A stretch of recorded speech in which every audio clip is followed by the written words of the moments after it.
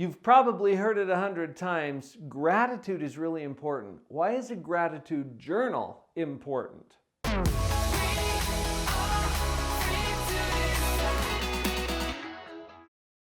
Have you ever wondered why a gratitude journal is important? Maybe you've had one of those days where you just feel stuck in the muck and you're not sure how to get out of that. In this video, I'll show you some almost magical ways to overcome that. I do a lot of positivity coaching, not just from this motivational speaker, just think positive kind of an approach. I'm a psychologist and I get down to the science behind positivity and how it works. Here's where we start: gratitude. The research is really clear about the positive effects of gratitude on our thinking, on our mood, and that branches out to affect every single aspect of our life. I'm not here to talk about the specific benefits of gratitude in this video. What is it about journaling that has such a powerful effect? I mentioned in the introduction that there are those days, right, when you're feeling just totally stuck. The thing that we don't notice is that our mind is playing tricks on us.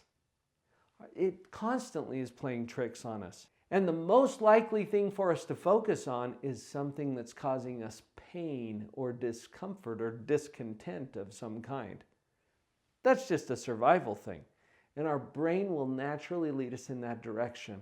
Journaling about gratitude forces us to focus on something else, at least for a moment. This is why gratitude is such a powerful part of establishing a more positive way of thinking in our life. And it's probably the fastest way I can think of to get you into that mode. This changes the energy and it creates opportunities that weren't there before. Let's talk about the journaling exercise specifically.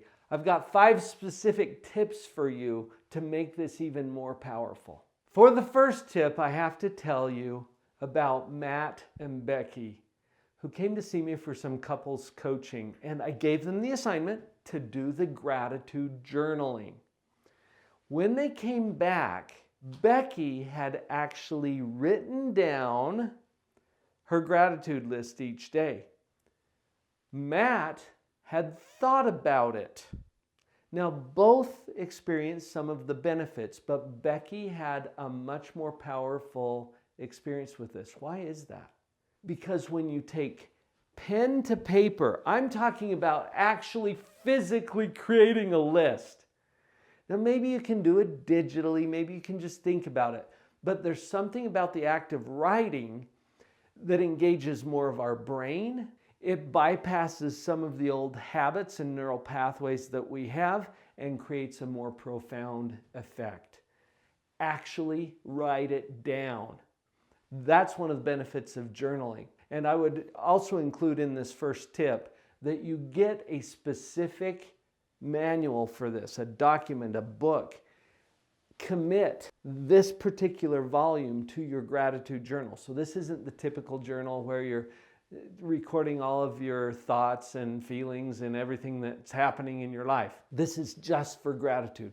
Get a separate book for it, get a pen or a pencil, and actually write it down. Tip number 2, be really specific. Your brain will respond to this. It's a brain-friendly practice to actually come up with the very specific things that you're grateful for. So instead of, for example, saying, well, I'm really grateful for my family, actually identify what or who or for what you are grateful. So it might be, I'm really grateful that my dad gave me a call this week. That just helped me to feel great. So being more specific helps your mind to focus on the things that are actually really abundant and awesome in your life. Related to the specificity of tip number 2, in tip number 3, we're going to go deep. I would rather have you really dig into something and get depth than to spread it out and go broad. So depth rather than breadth. Here's an example of how that works. I'm grateful that I have food in my home. Okay, let's go a little deeper. Take a loaf of bread, for example, and just think for a minute about everything and everyone that contributed to your having a loaf of bread in your home. Think about the farmers who raised the grain that was harvested and was taken to a mill and ground into flour. Think about the other ingredients and where they came from. This practice of going into depth helps to increase your appreciation of even the most simple things in your world. That loaf of bread probably had hundreds of people contributing in one way or another to making sure that that was on your table in your home. Go deep. Tip number 4 might sound a little strange coming from me because it's actually a negative practice.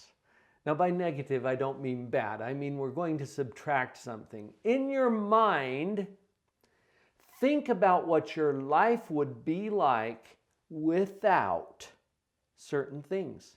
This is especially helpful if you've kind of come up with everything already that you're grateful for. I don't know that that's even possible.